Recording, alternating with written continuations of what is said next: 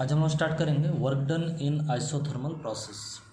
इसके पहले वीडियो में मैंने बात किया है जो आइसोथर्मल प्रोसेस एक ऐसा प्रोसेस को बोलेंगे जिसमें सिस्टम का जो वाल है या जो पिस्टन है वो हमारा कंडक्टिंग होना चाहिए।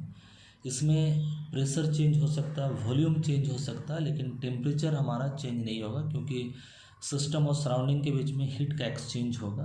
तो ऐसा प्रोसेस को बोलेंगे आइसोथर्मल प्रोसेस। तो इस प्रोसेस में गैस के द्वारा कितना वर्क डन किया गया है इसका डेरिवेशन आज हम लोग निकालेंगे। तो मान लिया जाए एक हमारा सिस्टम है जिसमें 1 मोल ऑफ आइडियल गैस हम लोग रखे हैं। इसमें हमारा पिस्टन का एरिया ऑफ क्रॉस सेक्शन हमारा ए है और ये जो पिस्टन है ये ऊपर नीचे मूव कर सकता है, लेकिन इसको कंसिडर किया जा रहा है फ्रिक्शन लेस पिस्टन, ये बिना फ्रिक्शन का ही ऐसा एज्यूम हम लोग कर रहे हैं। तो मान लिया जाए हमारा जो गैस का जो वॉल्यूम है वो इनिशियल वॉल्यूम है भी, और ये वॉल्यूम क्या कर रहा है, इस पिस्टन के ऊपर में एक प्रेशर एक्सर्ट कर रहा पी। तो इसके चलते क्या होगा ना, पिस्टन ऊपर जाएगा तो गैस ये पहले वॉल्यूम इतना था, पहले का वॉल्यूम अगर मान लिया जाए हम लोग V1 मान लें, तो अब गैस एक्सपांड होकर जब इधर आ जाएगा तब का वॉल्यूम को हम लोग मानना पड़ेगा क्या ना, V2 वॉल्यूम हो गया।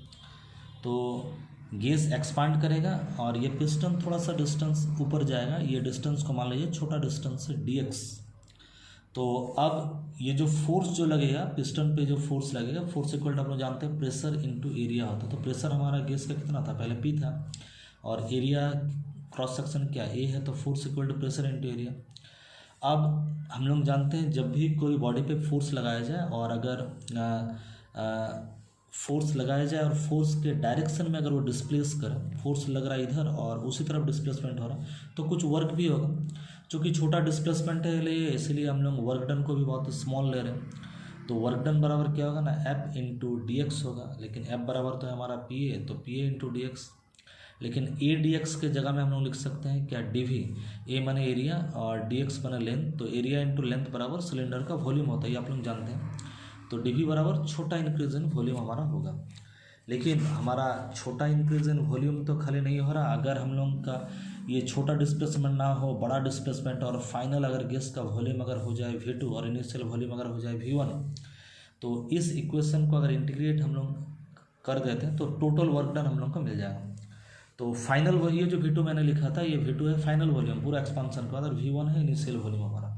तो dW को इंटीग्रेट करेंगे तो W मिलेगा, PdV को इंटीग्रेट करेंगे कहाँ से, इनिशियल वॉल्यूम है V1 और फाइनल वॉल्यूम हमारा V2। तो V1 से V2 तक हम लोग को इसको इंटीग्रेट करना पड़ेगा।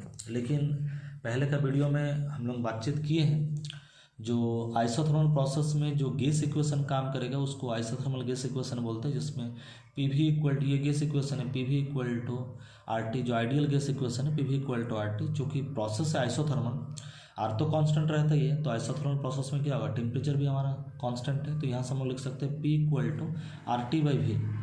तो यहाँ पर P की जगह में हम लोग क्या लिखेंगे, RT बाई V लिखेंगे, DV था DV हमारा, लेकिन R तो होगा कांस्टेंट, आइसोथर्मल प्रोसेस के लिए टेम्परेचर होगा कांस्टेंट, तो DV बाई V होता है हमारा।